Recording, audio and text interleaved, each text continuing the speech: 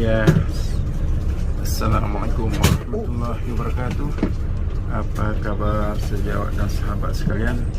InsyaAllah sahabat dan sekalian dalam keadaan sehat walafiat.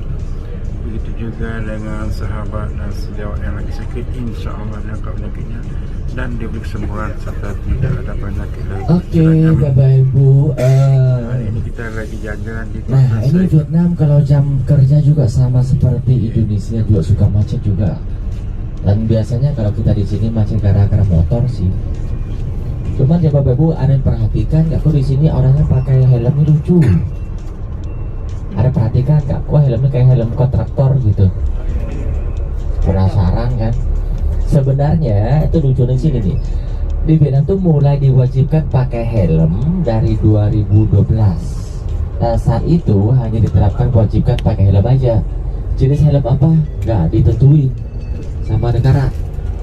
Akhirnya orang pada cari yang murah, yaitu helm kontraktor yang belakang tuh kayak ibu-ibu ini, depan tuh belakang bahkan ada lubang untuk ekor poni malah. Iya, yang murah. Dan orang Vietnam di sini suka panggil helm itu kan helm pecah dua. Maksudnya kalau jatuh, pecahnya bukan helmnya doang, kepala juga ikut pecah. Karena tipis sekali Bapak Ibu. Ya, cuma sampai 2014 dari pemerintah wajibkan, ya nanti pakai helm yang bagus, bisa melindungi kepala. Ya rakyat kita di sini orangnya pada protes. Kenapa nggak bilang dari awal? Ya kan udah terlanjur beli, terus uangnya beli helm itu siapa yang ganti? Akhirnya alternatif dari pemerintah yaitu buka tempat tukar helm cetok, jadinya helm bagus tapi dikit tempatnya. Orang juga pada malas. Uang bensinnya saya ke sana tukarnya siapa yang nanggung gitu kan? Akhirnya sampai sekarang udah 8 tahun kemudian tetap aja di sini masih banyak helm-helm cetok. Ya Bapak Ibu, seperti itu, lucu-lucu banget. Terus di sini juga budayanya kita beda juga sedikit dengan Indonesia ya. Mungkin Bapak Ibu di sini akan saya jelaskan sedikit tentang masalah mungkin agama. Ada penasaran? Ya, kalau di sini di Vietnam agama, kita di sini ada 6 agama yang boleh berlaku sesuai dengan undang-undang negara kita ya. Antaranya mayoritas orang Vietnam adalah agama Buddha. Kemudian juga kita ada Katolik, Kristen, kemudian juga ada Islam, Hindu yang boleh berlaku secara bebas. Cuman perbedaan di sini adalah orang Vietnam agak cukup cuek soal beda agama. Di sini mau nikah beda agama boleh, tidak wajib, karena yang diakui hanya di kantor kepolisian doang mengakui. Kalau yang Indonesia kan harus ini ya, nikah agama ya dulu ya. Kalau di sini nggak usah. Beda agama mau ganti agama bebas, mau nggak mau ganti bebas juga. Seperti itu. Orang Vietnam kan misalnya seperti saya sendiri ini, namanya bisa dibilang agama Buddha, cuman mau panggil saya orang tidak beragama ya nggak masalah. Iya serius. Kenapa? Karena orang Vietnam di sini kita hanya mementingkan perbuatannya yang baik, jangan bawa nama agama. Itu loh. Malah Bapak Ibu tahu nggak, yang sering ke pagoda untuk sembahyang, untuk berdoa, siapa nggak? Malah gangster yang suka ke sana berdoa mulu, gitu loh. Seperti itu. Serius minta nanti dikasih uang, nanti mintanya tagih uang ke orang tuh dia bayar, jangan sampai pakai senjata gitu, berantem gitu loh. Ya, kira-kira begitulah. Malah begitu. Kalau orang kita di sini juga nggak begitu, nggak wajib harus ke pagoda. Cuma ya mengenai masalah agama Buddha di Vietnam harus saya jelaskan ya, agama Buddha di Vietnam juga kurang murni seperti di negara lain, beda sedikit. Bisa dikatakan begini, agama Buddha Vietnam adalah merupakan campuran dari 3 aliran. Yang pertama dari agama Buddha sendiri. Jadi orang Vietnam kalau kita ke pagoda, kita sembahyang kepada Sang Buddha, gitu kan? Kalau kita ke kuil dan candi, kita sembahyangnya kepada dewa-dewi kayak dewa langit, ya, dewa laut, dewa gunung, segala macam. Nah itu bukan agama Buddha loh Bapak Ibu. Itu adalah Tao. Ya. Kemudian kalau kita di rumah orang Vietnam, hampir semua keluarga orang Vietnam, kita ada altara pemuja di rumah. Ya, dan kita sembahyangnya selain Dewa Dewi, kita juga sembahyang kepada nenek moyang, leluhur, kakek, orang yang sudah meninggal, gitu kan? Nah, itu bukan Tao lagi, dan juga bukan agama Buddha, tetapi itu adalah Konghucu.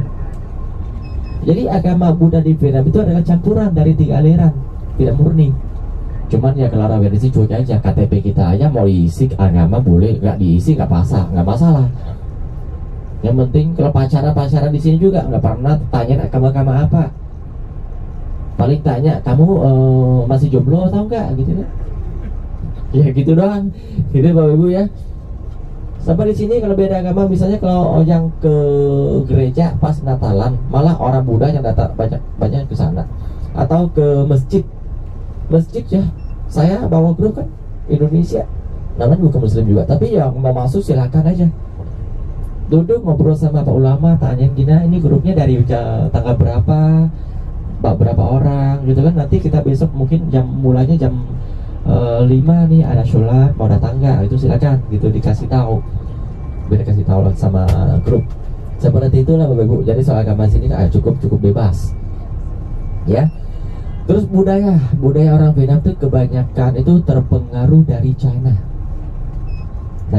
banyak sekali ya.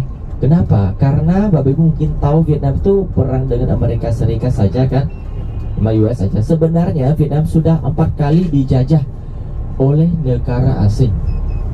Yang pertama dan paling lama juga dijajah oleh Tiongkok, oleh China. Dari abad 1 sampai abad 10 loh Bapak Ibu, 1000 tahun, hampir 1000 tahun. Sampai tahun 986 kita baru habis dari penjajahan China dan mendirikan bangsa Vietnam. Karena sebelumnya kita dianggap sebagai satu kabupaten aja dari China. Seperti itu ya. Dan ibu kota Vietnam yang pertama juga bukan di Hanoi sih sebenarnya, tapi berada di Hoa Lu. Jaraknya kurang lebih 100 km ke arah selatan dari kota Hanoi. Tapi kenapa pindah ke sini? Karena suatu malam Raja mimpi ada naga terbang dari daerah bumi sini. Dan mungkin Raja menganggap ini suatu pertanda dari Tuhan bahwa ini tempat yang cocok untuk bikin kerajaan. Akhirnya ibu kota dipindahkan kemari ke Hanoi. Dan awalnya nama dikasih bukan Hanoi loh Bapak Ibu. Awal namanya dikasih adalah kota Thăng Long. Thăng Long artinya naga terbang. Long itu naga, Thăng itu naik ke atas, Thăng terbang ke atas. Nah, naga terbang awalnya seperti itu ya. Tanggal perpindahan ibu kota itu gampang ingat sekali Bapak Ibu. Tanggal 10 bulan 10 tahun 10. Makanya nanti Bapak Ibu kalau ke Hanoi lagi ya, lihat tuh ada tulisan kok 10 gitu kan. Itu berarti itu tanggal perpindahan ibu kota sebenarnya ya. Dan karena selama 1000 tahun dijajah, sehingga Vietnam dulu ya tuh hampir mirip budayanya. Mirip dari apa? Mirip dari budaya yang pernikahannya. Dari Imleknya kita di sini juga rayain Imlek. Kemudian juga pemakaman juga kita rayain. Maka Bapak Ibu nanti bakal lewat jalan sini, lihat tuh ada makam. Mirip banget dengan yang China, yang dijadi di China gitu. Atau juga di sini orang Vietnam dulu juga gunakan bahasa Mandarin kuno yang kita panggilnya aksara Han. Sayang kita nggak sempat ke kampus pertama Vietnam, bakal lihat tuh jelas banget masih ada tulisannya yang aksara Han itu masih ada. Pengurus banyak sekali. Dan setelah abad 10 itu di Vietnam sini terjadi perang internal lah. Jadi kan Vietnam kan panjang Bapak Ibu kan. Udah lihat petanya belum? Bentuk seperti huruf S ya. Kita lagi di utara. Utara ini kita berbatasan dengan China di atas, dengan Laos di sebelah sini, sebelah barat, dan di bawah dengan Kamboja gitu. Jadi ada peperangan antara orang sini dengan orang di bawah, dengan selatan, dengan tengah. Untuk apa? Karena banyak orang mau jadi pemimpin dan konsep dan tentang identifikasi tentang namanya koridor perbatasan itu kan belum jelas. Kan zaman dulu kan abad 10, 11 gitu kan belum jelas. Sehingga mereka suka bertempur, berebut kekuasaan lah. Orang di sini rebut dengan orang sana, perang-perang terus. Sampai abad 15 ada satu zaman dinasti namanya dinasti Muyed. Yap, itu salah satu dinasti yang sangat kuat dan sangat hebat dalam sejarah, berhasil menyatukan semua. Dan pada abad 15 itu ekonomi Vietnam, kebudayaan itu maju pesat. Sehingga di sini kalau kita lagi gali ya atau cari barang antik itu kebanyakan dari abad 15 sana. Terus lanjut begitu sampai abad 18 muncul kedatangan orang Perancis di Vietnam. Orang Perancis masuk ke Vietnam. Awalnya mereka ke sini untuk ya cari tahu aja sih, pelajari satu negara aja. Buat mereka tuh aneh seperti bapak ibu di sini makanan Vietnam juga aneh. Kok aneh, rasanya beda gitu kan. Orang di sana juga ke sini makannya kok beda banget dengan yang di Perancis. Orang Perancis makan apa bapak ibu?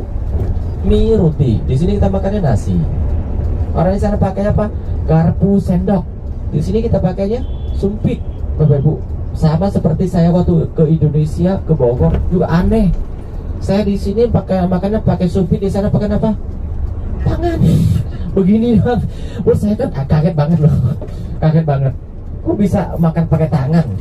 Ya memang kalau yang kering-keringnya masih bisa ya. Tapi kalau yang dia bahkan pakai capcay itu, bagaimana bisa ambilnya? Masih aneh. Ya awalnya aneh, setelah setahun dan saya juga ikutan makan pakai tangan juga sama teman-teman kan kayak enak. Dia kan pakai tangan, saya pakai sendok kan. Ya udah ikutan semuanya. Memang ternyata enak juga. Gitu. Ya orang Perancis ke sini juga mencari tahu budayanya dengan cara makanannya, dengan cara minumnya. Di sini kok minum air putih, di sana orangnya minum kopi teh gitu kan. Aneh-aneh bu mereka. Kemudian mereka lihat tuh ternyata Vietnam di sana masih zaman feodal. Raja-raja semua. Oh, sebelah kiri itu ada Aeon, ada supermarket salah satu yang paling besar di Hanoi. Ya, lumayan besar sih perkembangan Vietnam. Ya, Prancis itu datang ke sini zaman feodal dan orang Vietnam kebanyakan masih buta huruf, terbelakang bandingkan dengan orang Prancis, orang Eropa. Pada saat ya karakter orang Vietnam itu cukup ya sok jago ya, suka pamer. Sehingga dikasih wine, dikasih mobil ya, barang-barang mewah dari Perancis ke kerajaan-kerajaan, terus lama-lama suap.